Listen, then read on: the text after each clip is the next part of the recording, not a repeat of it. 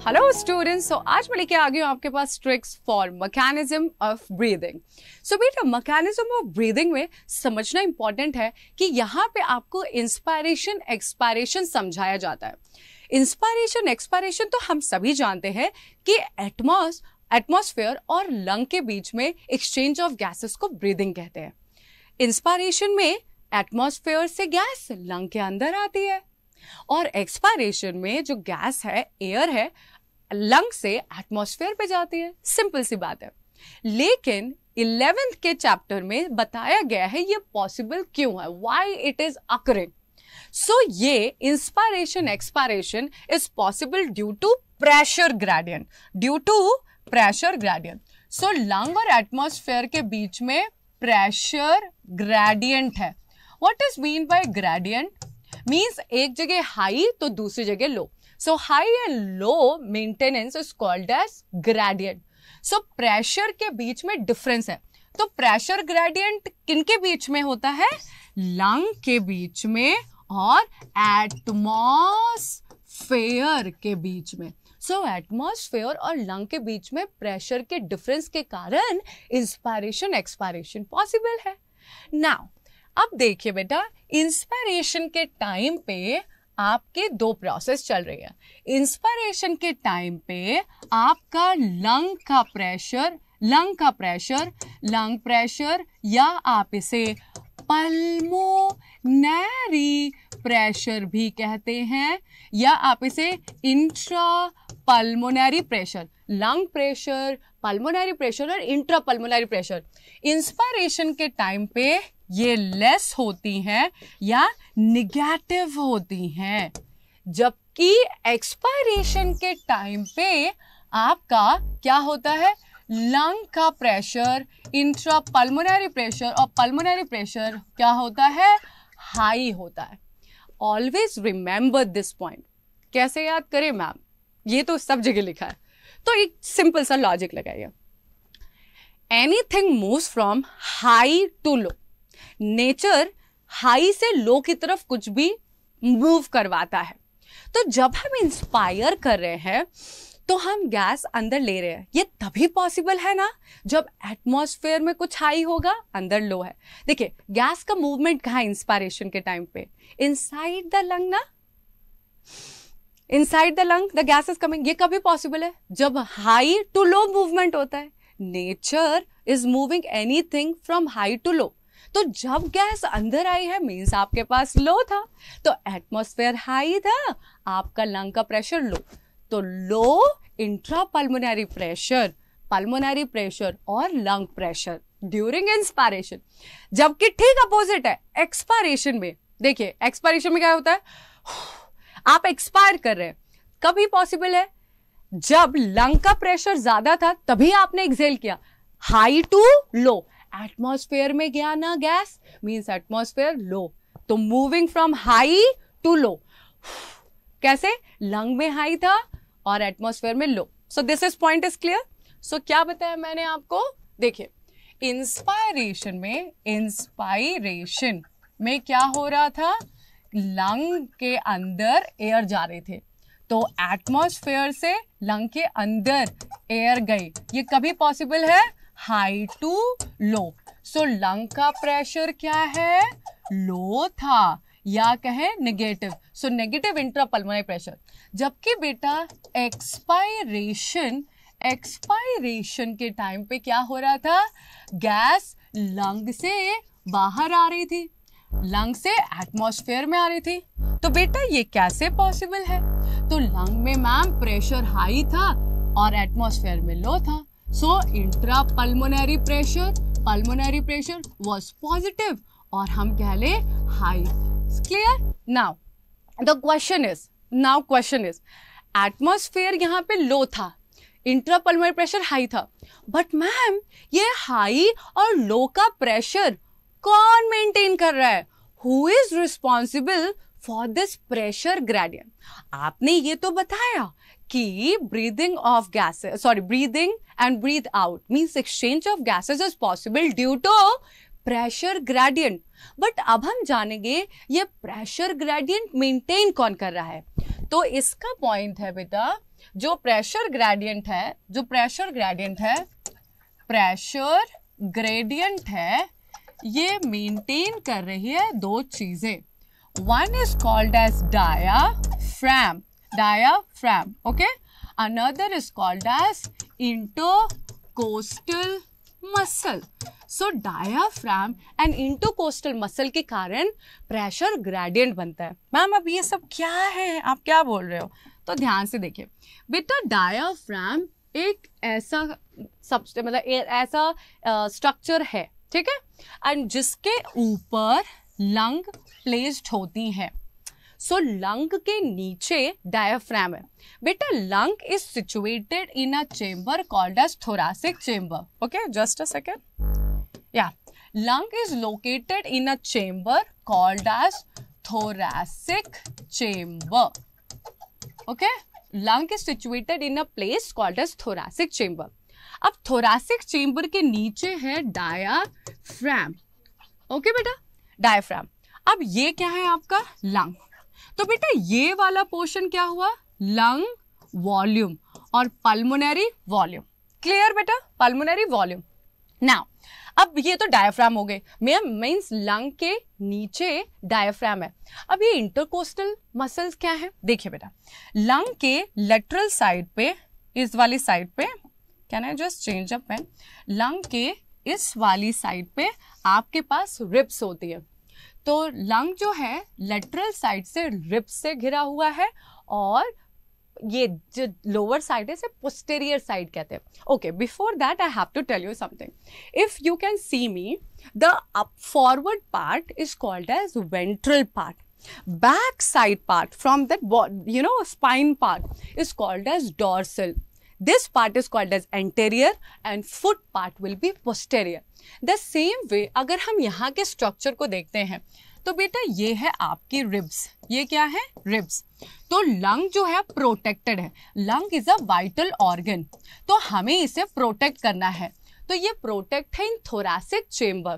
बेटा बीच में होता है क्या, स्टर्नम. तो स्टर्नम एक फ्लैट बोन है, साइड में ये रिब्स है. तो आपके पास 12 पेयर्स ऑफ रिब्स है, एक 12 यहाँ पे, दूसरी 12, 24 टोटल रिब्स होती हैं.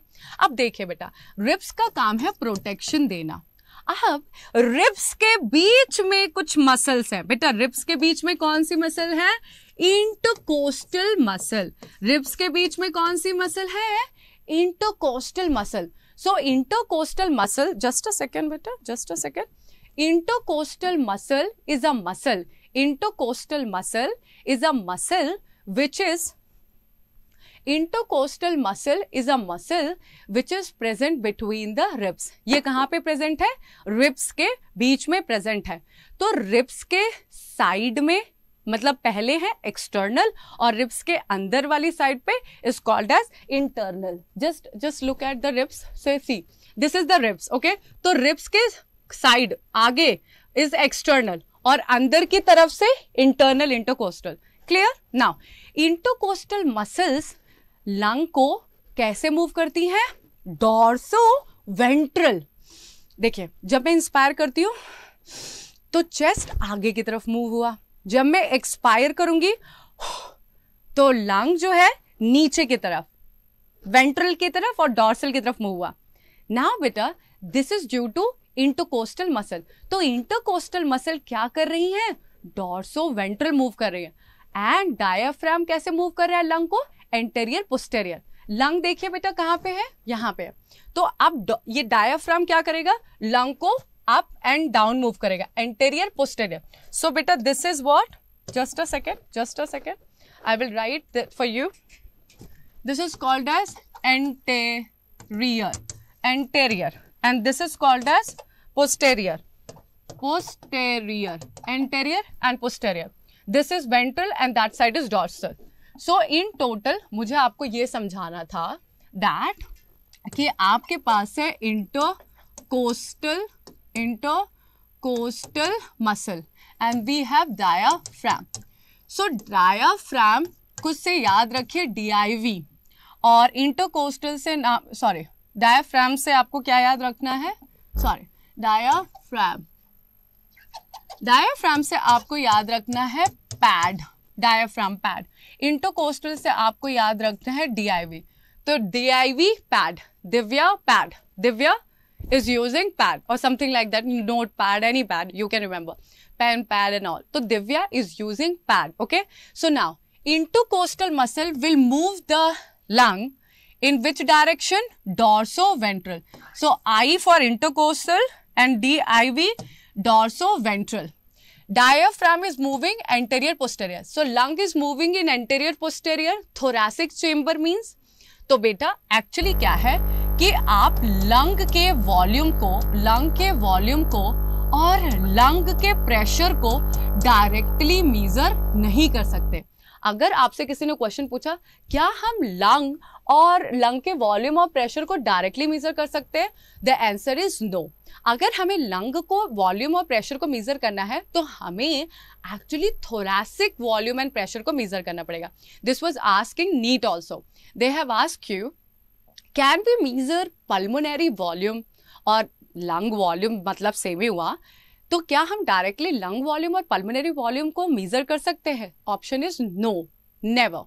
अगर हमें लंग वॉल्यूम को मेजर करना है तो हमें थोरैसिक वॉल्यूम को इनडायरेक्टली अप्रोच करना पड़ेगा। क्लियर? ओके, नाउ बेटा we have to understand now कि होता क्या है जब इंस्पायरेशन होती है।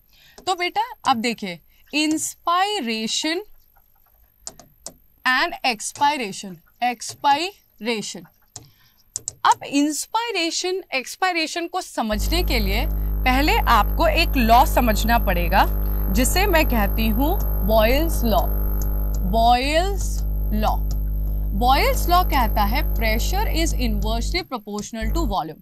Pressure is inversely proportional to volume means अगर वॉल्यूम ज्यादा है तो प्रेशर कम होगा, प्रेशर ज्यादा है तो वॉल्यूम कम होगा, something like that. Inversely means not एक ज्यादा है तो एक कम है, दोनों कभी भी सेम नहीं हो सकते हैं।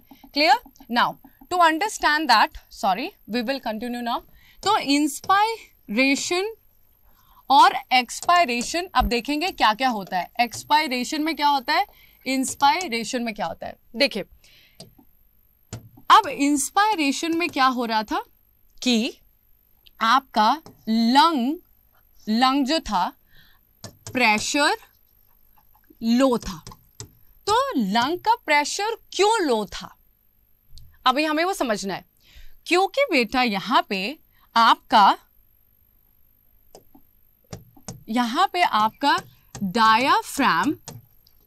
Diaphragm and intercostal muscle contract हो गई थी। तो इंस्पायरेशन के टाइम पे कॉन्ट्रैक्शन आता है और एक्सपायरेशन के टाइम पे रिलैक्सेशन आता है। ऑलवेज रिमेंबर, जब हम इंस्पायरेशन एक्सपायरेशन की बात कर रहे हैं तो हमें ख्याल रखना है अबाउट डायाफ्राम एंड इंटरकोस्टल। मैंने आपको कहा था प्रेशर ग्रेडियंट कौन मेंटेन करेगा, इंटरकोस्टल एंड डायाफ्राम। तो अब हम देखेंगे इंस्पायरेशन के टाइम पे एक्सपायरेशन के टाइम पे क्या होता है इंटरकोस्टल एंड डायाफ्राम को। तो आइसर से आपको याद रखना है एक ट्रिक। आइसर अब क्या है ये, इंस्पायरेशन के टाइम पे कॉन्स्ट्रिक्शन होगा, एक्सपायरेशन के टाइम पे रिलैक्सेशन होगा। मतलब क्या बोल रही हैं आप, आइसर इंस्पायरेशन के टाइम पे कॉन्ट्रैक्शन होता है।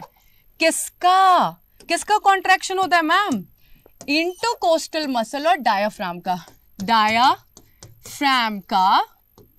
एंड इंटरकोस्टल मसल का। अब कैसे, देखिए बेटा जब डायाफ्राम कॉन्ट्रैक्ट होगी तो वो फ्लैट हो जाएगी, जिसके वजह से लंग का वॉल्यूम बढ़ जाएगा। अगर बेटा यहां पे देखिए डायाफ्राम और इंटरकोस्टल, यहां पे इंटरकोस्टल रिलैक्स होगी। अब डायाफ्राम अगर रिलैक्स होगा तो ये कॉनकेव शेप में हो जाएगा, जिसके वजह से लंग सिकुड़ जाएगा, कॉन्ट्रैक्ट हो जाएगा, लंग का कम स्पेस मिलेगी ना। देखिए यहां पे डायाफ्राम क्या है, कॉन्ट्रैक्ट हुई है, कॉन्ट्रैक्ट मींस स्ट्रेच हो गई है, जिसके वजह से क्या हो रहा है कि ये स्ट्रेच हुई तो थोरैसिक वॉल्यूम को बढ़ गया, थोरैसिक वॉल्यूम। थोरैसिक वॉल्यूम बढ़ गया तो क्या हुआ, लंग का साइज एक्सपेंड हो गया, लंग का साइज एक्सपेंड हो गया। तो कहने का मतलब क्या हुआ, कहने का मतलब पल्मोनरी वॉल्यूम बढ़ गया, पल्मोनरी वॉल्यूम इंक्रीज हो गया।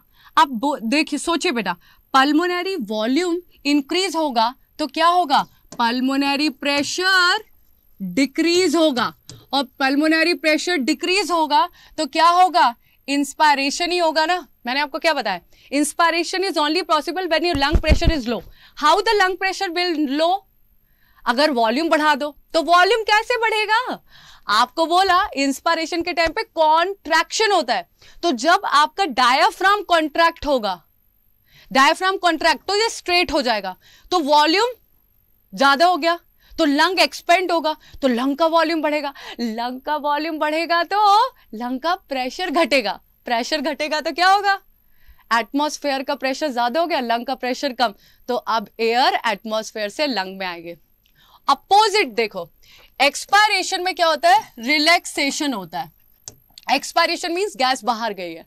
देखो कैसे पॉसिबल है, जब आपका डायाफ्राम रिलैक्स होता है तो ये डोम शेप का बन जाता है, ये कॉनकेव हो जाता है, जिसके वजह से क्या होता है, कम जगह बचती है लंग के पास, इसीलिए लंग एक्सपेंड नहीं हो पाता।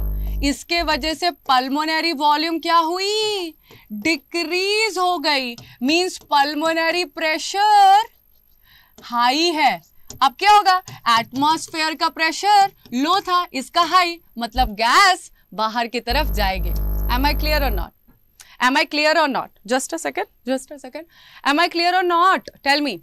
मैंने कहा इंस्पायरेशन एक्सपायरेशन पॉसिबल है ड्यू टू कॉन्ट्रैक्शन और रिलैक्सेशन। जब डायाफ्राम का कॉन्ट्रैक्शन हुआ तो ये क्या हुई, फ्लैट हो गई, जिसके वजह से लंग को ज्यादा स्पेस मिल गया, वो एक्सपेंड हो गया। Lung expand means pulmonary volume high हो गया, तो पल्मोनरी प्रेशर कम हो जाएगा, मतलब एटमॉस्फेयर से लंग की तरफ कोई भी चीज मूव करेगी, क्योंकि anything moves from high to low. So atmosphere में हाई प्रेशर है, सो एटमॉस्फेयर का प्रेशर हाई है, इसका प्रेशर लो है, means air will go inside, that's why inspiration. Expiration के टाइम पे क्या होता है, एटमॉस्फेयर की तरफ आता है ना, तो O2 और air goes out to atmosphere. कैसे पॉसिबल है, देखिए यहां पे डायफ्राम कॉन्ट्रैक्ट था, अब यहां पे रिलैक्स हो गया, रिलैक्स होता है तो ये डोम शेप हो जाता है, कॉनकेव।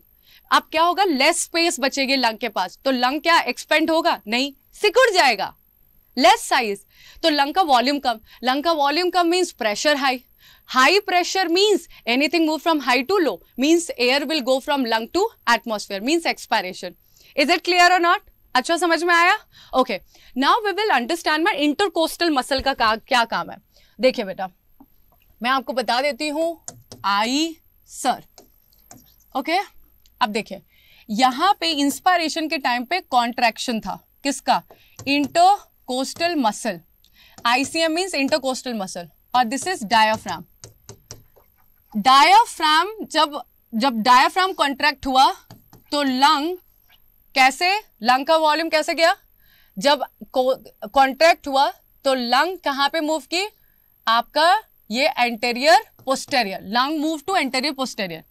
इंटरकोस्टल के वजह से लंग का और थोरैसिक का मूवमेंट कैसा हुआ, यहां पे हुआ dorso ventral, so lung has expanded in dorsoventral or lung has expanded is anterior posterior in the case of contraction। तो जैसे ही एक्सपायरेशन हुआ, रिलैक्सेशन हुआ, तो आपका इंटरकोस्टल मसल रिलैक्स हो गया, जिसके वजह से क्या होता है, इंटरकोस्टल मसल जब रिलैक्स हो गया तो आपका वॉल्यूम लेस हो गया, सो वॉल्यूम डिक्रीजेस, सो पल्मोनरी वॉल्यूम डिक्रीजेस। और ये कैसा मूवमेंट लेके आती है बेटा, ये आपका मूवमेंट लेके आती है अपवर्ड, देखिए downward and inward, clear. And diaphragm क्या करेगी, डायाफ्राम डोम शेप की हो जाएगी, डायाफ्राम डोम शेप की हो जाएगी या कॉनकेव हो जाएगी, जिसके वजह से लेस स्पेस होगा लंग को एक्सपेंड होने का, तो low volume high pressure, high pressure, and यहाँ पे लंग कैसा मूव हुआ मैम, देखो डायाफ्राम की वजह से मैम ने बताया इंटीरियर पोस्टेरियर ही होगा, इंटरकोस्टल के वजह से dorsoventral, but right now what my point is to tell you here that expiration के टाइम पे इंटरकोस्टल मसल के वजह से वॉल्यूम लेस हुआ। अब जैसे वॉल्यूम लेस होता है तो डाउनवर्ड इनवर्ड मूवमेंट होता है, तो intercostal muscle is responsible for downward inward movement of the sternum और लंग, जबकि डायाफ्राम का काम क्या होता है, डायाफ्राम डोम शेप की हो जाएगी, कॉनकेव हो जाएगा, और जिसके वजह से क्या होगा, लंग को एक्सपेंशन नहीं मिलेगा, तो जिसकी वजह से ये क्या हो जाएगी, सिकुड़ जाएगी, वॉल्यूम डिक्रीज हो जाएगा। I hope you have understand the topic and you will be stay tuned for many more lectures. Take care, bye.